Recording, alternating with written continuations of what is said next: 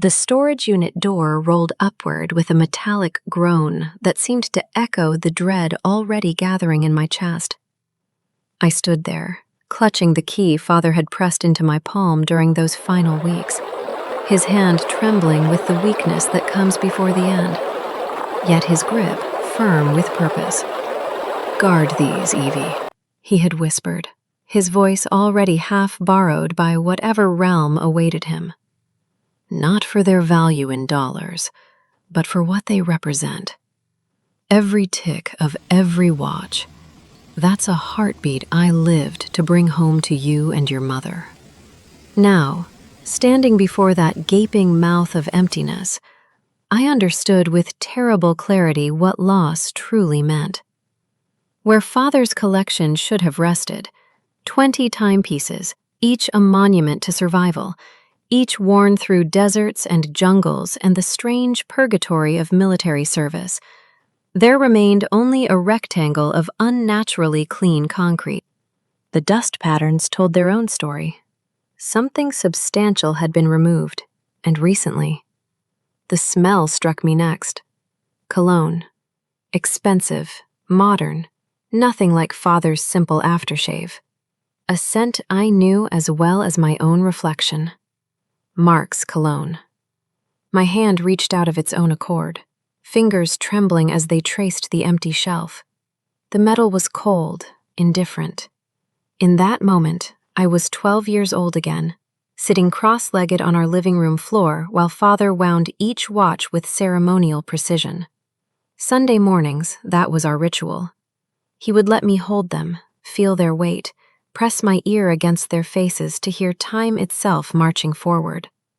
"Time is the only thing we can't steal back, Evie," he would say, and I would nod with the solemnity children reserve for truths they don't yet understand. I understood now. The storage facility manager appeared at my elbow, a thin man with apologetic eyes and a clipboard clutched like a shield. "Ma'am, I'm terribly sorry, but the account was transferred 3 weeks ago. Your fiancé presented all the proper authorization, digital signatures, email confirmations, everything our system requires." "I signed nothing," I heard myself say, though my voice seemed to come from somewhere outside my body. "Perhaps you don't recall, ma'am. These things can slip one's mind during stressful—" "My father died 18 months ago," I interrupted, each word precise as a surgeon's cut. I have not forgotten a single document I've signed since. I had not come to Denver by accident, nor had prosperity found me through fortune's blind favor. No, every inch of the life I had constructed, modest though it might appear to some, had been earned through labor as deliberate as a stonemason's craft. My townhouse in the suburbs stood as testament to this truth. 2 bedrooms, a kitchen with appliances that functioned reliably, if not elegantly, a small garden where mother's roses struggled against Colorado's temperamental climate. The mortgage bore my name alone. I had signed those papers with Father beside me, already gaunt from the cancer's work, his pride evident despite his weakness. "First-generation property owner," he had said, touching the deed as though it were holy scripture. "The GI Bill got you started, but you finished this race yourself, Evie." Indeed I had. Community college paid by his service, yes, but the remaining years at State University had required me to work 2 jobs simultaneously. Weekday mornings at a coffee shop, weekend nights waiting tables at a chain restaurant where the manager mercifully allowed me to study during slow periods. I had graduated with honors, and exhaustion in equal measure. My position as product marketing manager at a technology firm of middling reputation provided stability rather than glamour. The salary permitted me certain dignities, monthly checks to mother, whose veterans' benefits proved insufficient for widows' expenses, weekend volunteer hours at the center where former soldiers gathered to remember they remained human despite what war had required of them, and the engagement ring that now felt heavy as a shackle upon my finger. Mark had seemed like rescue when I needed it most. "Let me help carry this," he had said during Father's final months. And I, exhausted from being the strong one, the reliable one, the daughter who never broke, had allowed myself to lean. What fool's bargain had I made? Each day I wore Father's watch to the office, scratched military issue, its leather band worn soft by decades of sweat and salt water. It matched nothing in my professional wardrobe, drew occasional puzzled glances from colleagues who favored sleek smartwatches. I refused to remove it. That ticking against my wrist reminded me of who I was, where I came from, what price had been paid for my opportunities. The debts from Father's medical care still arrived monthly, bills the insurance deemed non-essential, as though dignity in dying were luxury rather than right. Mother's grief had transformed her into someone smaller, and I had become her caretaker in ways that extended far beyond financial support.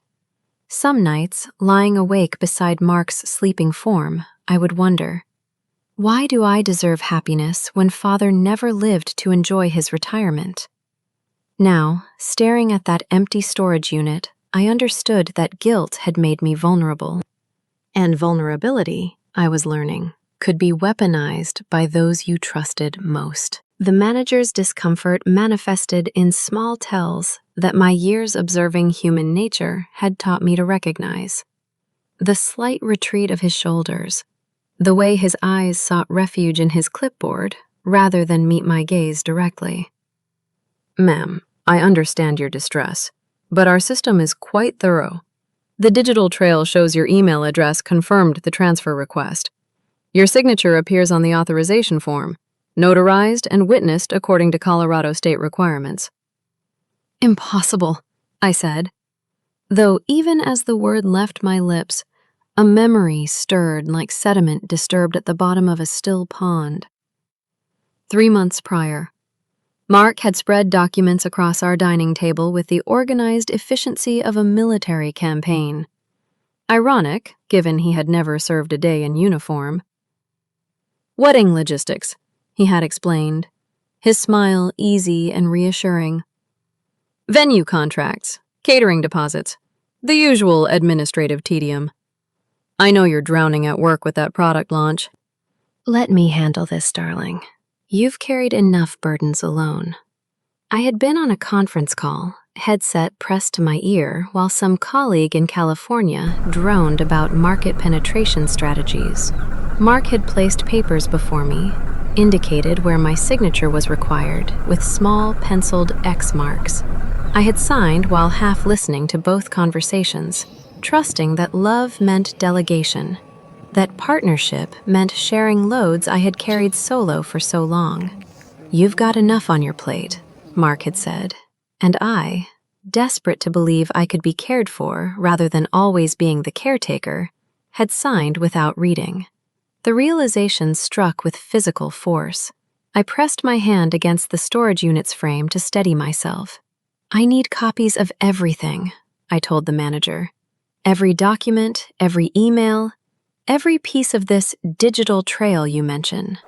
Ma'am, that's stored in our corporate database. I'd need to submit a formal request, which requires 3 to 5 business days." "Then submit it, now." He scurried away with obvious relief, leaving me alone with the empty space that had once held Father's legacy. I drove home in a fugue state, my mind working through the problem as Father had taught me to approach any crisis. "Don't fight angry, Evie," he used to say after returning from deployments, when I would rage about the time he'd missed, the birthdays absent, the fear that had lived in my chest like a second heartbeat. "Fight smart. Anger makes you stupid. Clarity makes you dangerous." The townhouse felt different when I entered, as though the walls themselves had shifted while I was gone. Mark's briefcase sat on the console table where he'd always left it. His jacket hung on the hook. Evidence of habitation, of shared life, of the future I had imagined. I walked to our bedroom with the measured pace of someone approaching a crime scene. There, on Mark's dresser, catching the afternoon light through our window, sat a watch I knew as intimately as my own heartbeat.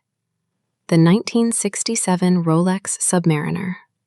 Father's first major purchase after returning from Vietnam, bought with his first real paycheck from the factory job he'd taken to support our family.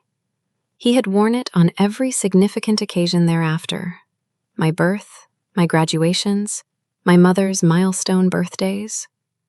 Mark had placed it on display like a trophy. I stood before that dresser for what might have been seconds or hours. Time itself seemed to have lost meaning, appropriate given the circumstances. My hand reached toward the Submariner, then withdrew, as though touching it might somehow make this nightmare corporeal and irreversible. The sound of the front door opening jolted me from my paralysis. Mark's footsteps on the hardwood, confident and measured. He had always moved through the world with the assurance of someone who had never questioned his right to occupy space. Evie, you're home early. His voice carried that particular brightness he employed when performing contentment. I thought you had that client meeting until 6. I turned to face him, and I must have presented a curious picture. Standing in our bedroom doorway, my face surely drained of color, my entire body rigid with the effort of maintaining composure. Where are my father's watches? The question emerged with a calmness that surprised even myself. Father would have approved. Emotion was the enemy of clear communication. Mark's expression cycled through several configurations in rapid succession. Surprise, confusion, then something rehearsed, settling into place like a mask. Ah, you went to the storage unit. Where are they? He moved to the bed, sat upon its edge with the careful deliberation of someone positioning pieces on a chessboard. Evelyn, darling, I was protecting our assets. Your emotional state after your father's death, and I say this with love, you weren't thinking clearly about long-term financial planning. I had them professionally appraised, moved to a more secure facility with proper climate control and insurance riders. Which facility? I interrupted. The pause that followed lasted perhaps 3 heartbeats. But in that silence, I heard the death of everything I had believed about this man. Why are you attacking me? His tone shifted, acquired an edge of wounded righteousness. I'm trying to build a future for us, for our family. Everything I do is in service of that vision. My eyes returned to the Submariner on his dresser. He followed my gaze. You said I could borrow it, he offered quickly, for the investor meeting last week. It photographs well. Vintage pieces convey a certain gravitas that clients respond to. I was planning to return it to storage this weekend. I said no such thing. Evelyn, you were distracted. You said, fine, whatever, when I asked. I have witnesses. You have nothing, I said, each word a stone dropping into still water. That watch was not yours to borrow. None of them were. He stood then, and for the first time in our acquaintance, I saw something flicker across his features that I could not immediately identify. Later, I would recognize it as irritation at encountering resistance where he expected compliance. I think you're overwrought, he said, his voice assuming that particular timbre men employ when attempting to render women's concerns hysterical through sheer vocal condescension. Perhaps we should discuss this after you've had time to collect yourself. In that moment, standing in the bedroom we had shared for 18 months, I understood with crystalline clarity that I had never truly known this man. I had loved a performance, a carefully constructed presentation designed to appeal to a grieving daughter desperate for partnership. The stranger before me wore Mark's face, but behind his eyes lived someone I was only now beginning to perceive. The dinner invitation had arrived via Linda Reynolds's personal stationery, cream-colored cardstock with embossed lettering that whispered of old money and older certainties. Family matters to discuss, it read, as though my father's stolen legacy constituted mere domestic trivia, requiring clarification over wine and roasted quail.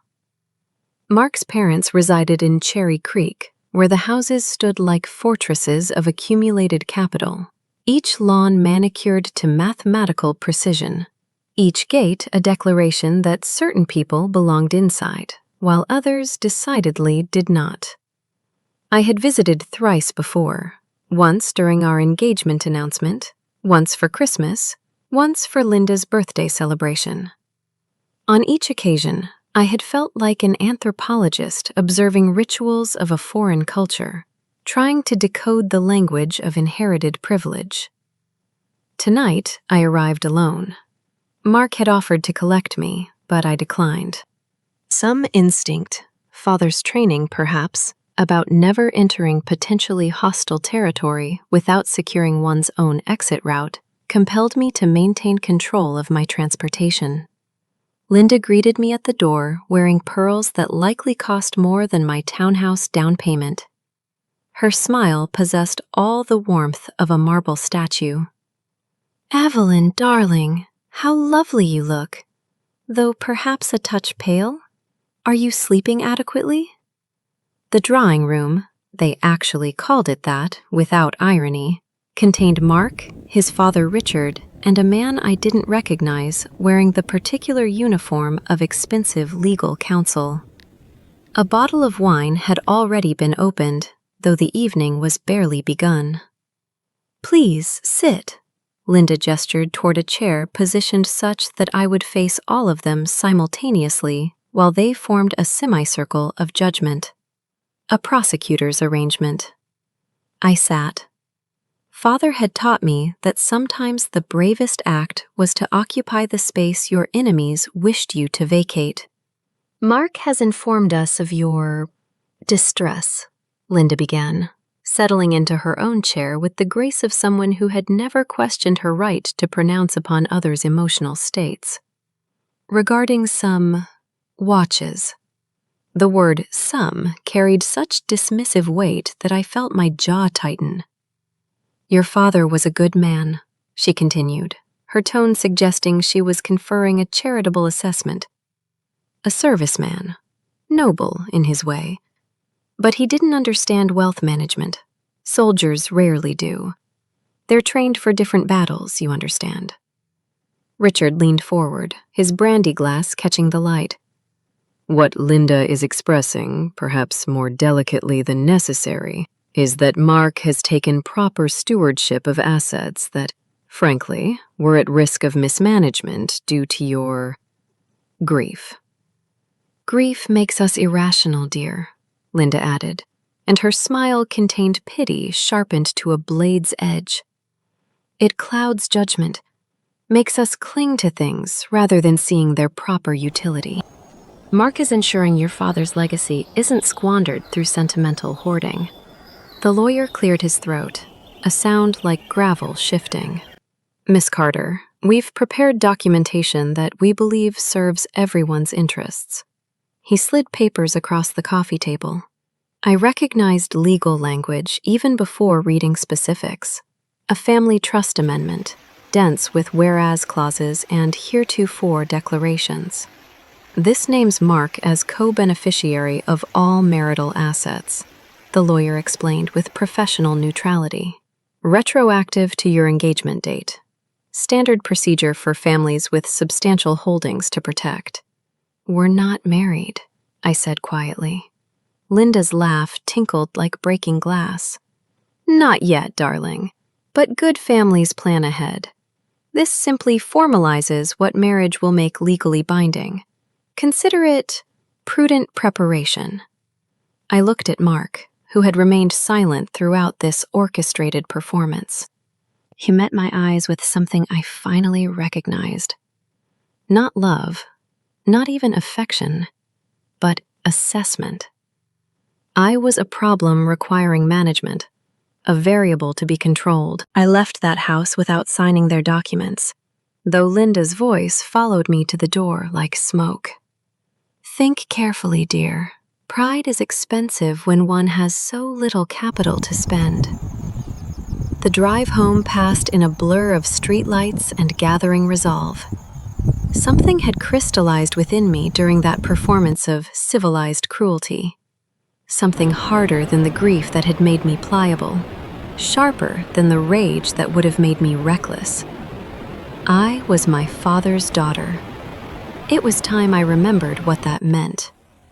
The transformation began that very night. I stood before my bathroom mirror with scissors purchased from an all-night pharmacy, and I cut. My hair had grown long during Father's illness. I'd had neither time nor spirit for salon visits. Now I trimmed it to the length he'd worn in his military photographs, the ones where his eyes held the particular clarity that comes from knowing precisely who you are and what you're capable of enduring. The woman who emerged from that bathroom looked nothing like the Evelyn who had signed documents without reading, who had believed that needing help equated to weakness.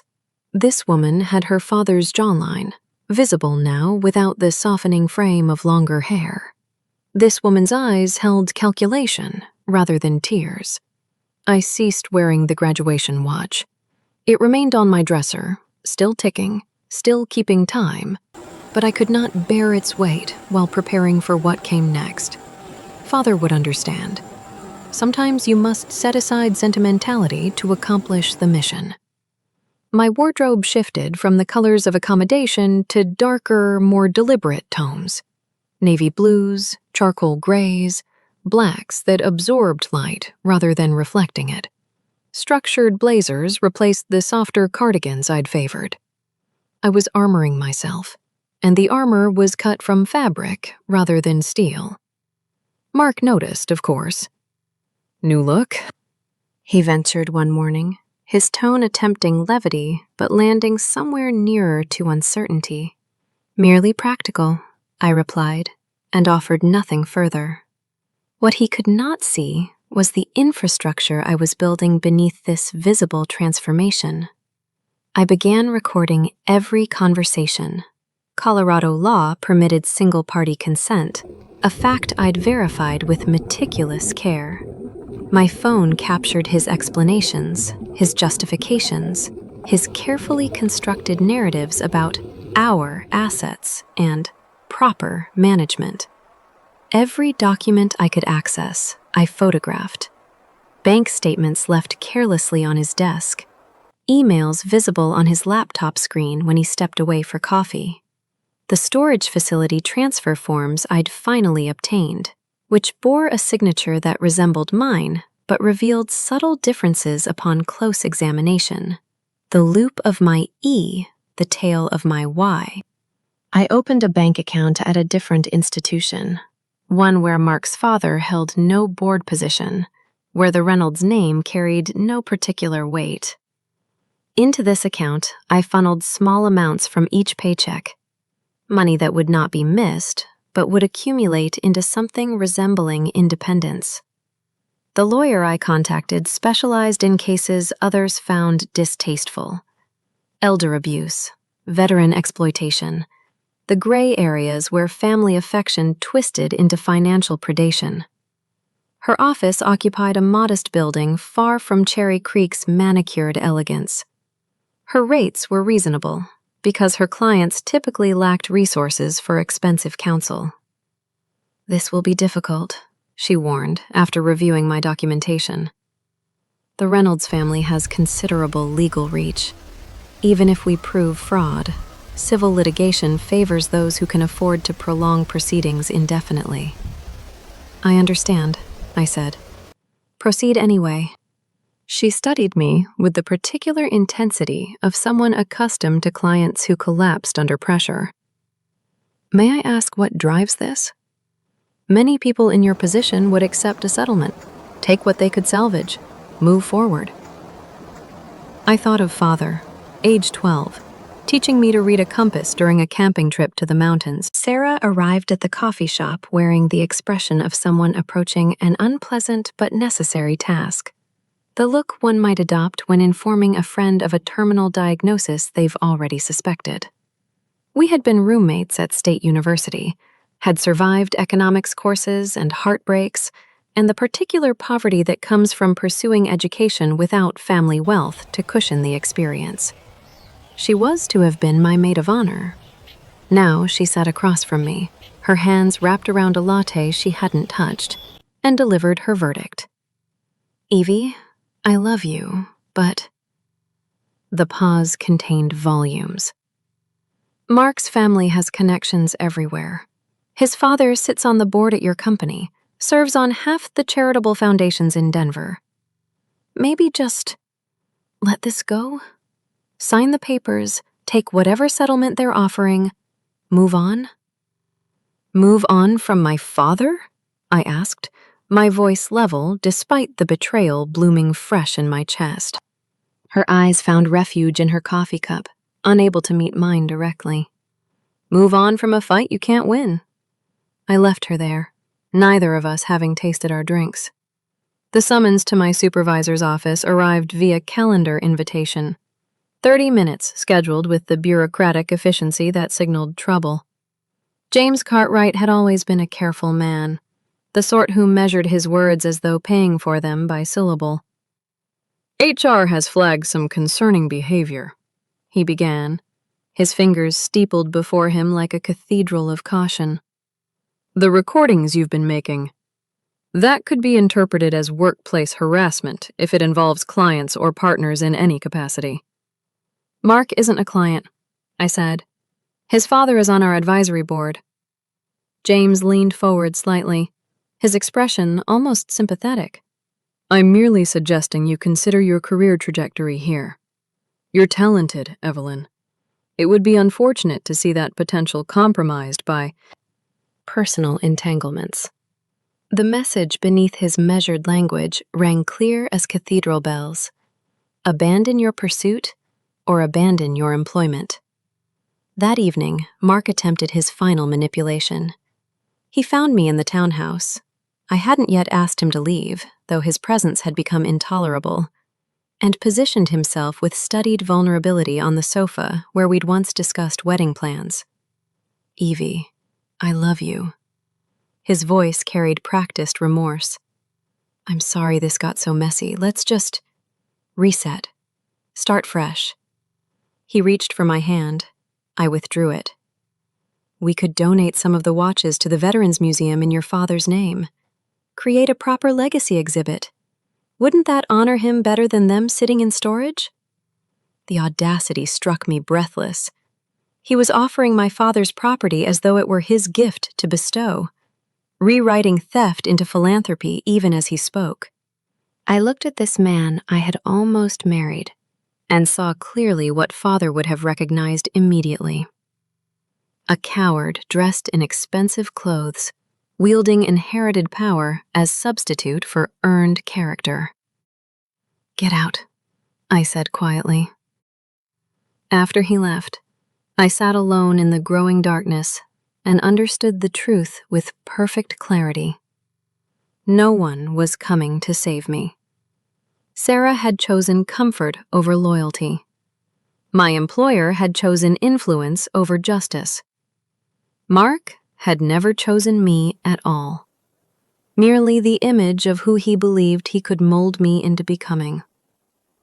Father had been alone in Vietnam too, I reminded myself. Alone in jungles that wanted him dead, among people who couldn't understand his language or his purpose.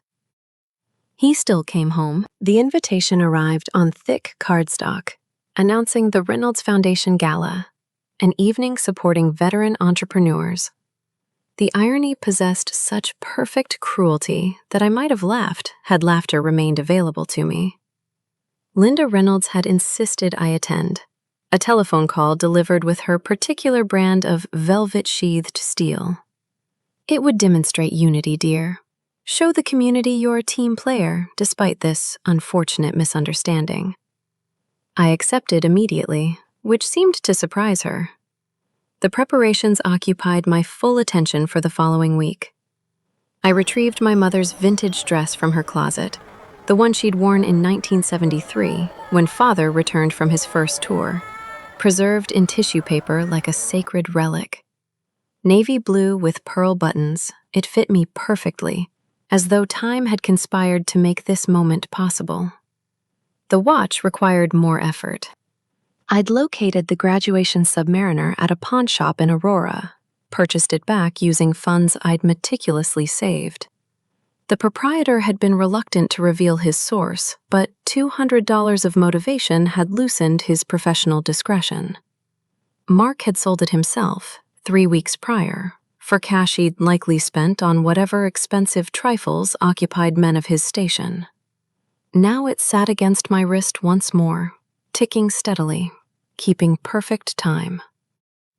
The gala occupied the grand ballroom of the Brown Palace Hotel, where Denver's elite gathered to perform charity while drinking wine that cost more per bottle than many families spent on weekly groceries. I arrived unfashionably late, precisely as Mark began his speech about honoring those who served our nation with such distinction. The words emerged from his mouth like counterfeit currency, technically accurate in form, utterly worthless in substance. I positioned myself near the audio-visual booth, where earlier reconnaissance had revealed laughably inadequate security protocols. A single conversation with the technician, a young veteran himself, as his bearing immediately suggested, had secured my access to the projection system. I'd told him truth. My father's legacy had been stolen, and I meant to reclaim it publicly. He'd handed me the remote control without hesitation. "Ma'am," he'd said simply, "some fights are worth losing everything for." Now, as Mark reached the crescendo of his performance, I stood. The movement created ripples of attention through the assembled crowd. I borrowed a microphone from a startled waiter and spoke with the clarity Father had taught me. Not shouting, for volume was the refuge of those without truth to support them. My father, Sergeant James Carter, served 3 tours of duty. He died 18 months ago. He left me 20 watches, each one purchased with deployment pay, each one a promise he would return home. Mark Reynolds, standing before you in borrowed valor, stole them. His family aided this theft. I possess documentation. The projection screen behind Mark flickered as I activated the remote. Emails appeared. His instructions to the storage facility, the forged authorization forms, transfer records, the pawn shop receipt bearing his signature. I have filed a police report, I continued, my voice carrying across the suddenly silent ballroom. These documents are now evidence in an ongoing investigation. The cameras, local news stations covering the charity event, pivoted toward me with predatory interest. I saw Mark's face drain of color, watched Linda Reynolds attempt to stand and find her legs uncooperative, observed Richard's expensive lawyer whisper urgent counsel into his ear. The legal proceedings consumed 6 months of my life, though consumed suggests something more dramatic than the reality. Endless depositions in windowless conference rooms, documents reviewed until my eyes burned, meetings with attorneys who spoke in carefully hedged language about probable outcomes and reasonable expectations. In the end, 14 watches returned to my possession. 6 had been sold to collectors whose purchases qualified as legitimate under Colorado law. Good faith acquisitions from what appeared to be proper sources. My lawyer explained this with apologetic precision, but the law cared nothing for my father's hands winding those particular timepieces, his stories attached to each one. Mark faced civil penalties, not criminal charges. White-collar theft, his family's attorneys argued, involved complexities of authorization and intent that fell into gray areas of interpretation. The settlement he paid, substantial by my standards, insignificant by his, came from a trust fund that would replenish itself through investment returns before the year concluded. The engagement dissolved through lawyers' letters, impersonal as weather reports. I moved from the townhouse into an apartment half its size, in a neighborhood where police sirens provided evening symphony. My employment terminated 3 weeks after the gala, announced as departmental restructuring, with timing so obvious it might have been comedic under different circumstances. James Cartwright delivered the news with genuine discomfort, explained that my severance package was quite generous, considering, and wished me well with the sincerity of a man who knew he was participating in injustice, but lacked the courage to resist it. Sarah's text messages ceased entirely.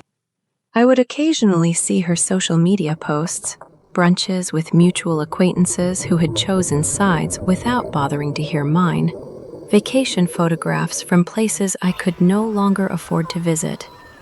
I did not blame her, precisely. Fear makes cowards of decent people, and Denver's social infrastructure rewarded those who understood which battles to abandon. The Whisper campaign reached me through various channels. I was unstable, vindictive, a gold digger who'd manufactured crisis when her scheme failed. Linda Reynolds proved herself masterful at this particular warfare, the kind fought in country club locker rooms and charity luncheons where reputations dissolved like sugar in tea. Yet something unexpected emerged from the wreckage. The Veterans Center offered me employment, administrative coordination at a salary that required careful budgeting but provided something money alone could not purchase: purpose. These men and women who had served understood implicitly what I had fought for, required no explanation of why 20 watches mattered more than financial settlements or social standing. A journalist from a local alternative newspaper, the kind that actual people read, not the society pages that chronicled Reynolds' family charitable performances, wrote a feature. "The Daughter Who Fought Back," the headline proclaimed. And suddenly, letters arrived from strangers, sharing their own stories of family theft, institutional indifference, justice deferred or denied entirely. I learned that doing the right thing rarely resembles victory as depicted in films or novels. The cemetery occupied a hillside where wind moved constantly through the pines, carrying with it the scent of mountain air Father had loved during his brief respites from war. I visited on a Sunday morning, our traditional day for watchwinding, though that ritual now existed only in memory. The 14 recovered timepieces lined a shelf in my small apartment, arranged with military precision. The gaps where 6 should rest remained visible, permanent absences that no settlement could fill. I had brought one with me today, the Submariner that Mark had worn like a trophy, that I had reclaimed from the pawn shop's indifferent shelves. I placed it on Father's headstone, the metal cold against granite. "I got most of them back, Dad," I said aloud, unbothered by the oddness of speaking to stone and earth. "Not all. I lost my job, my friends, the life I thought I was building." The wind answered with its wordless commentary. "People ask if it was worth it," the lawyer asked. Mother asks in her careful way, afraid the answer might break something between us. I don't know how to explain that the question itself misses the point. I touched the headstone where his name was carved with the dates that bracketed his time. Too few years for all he'd survived, all he'd given.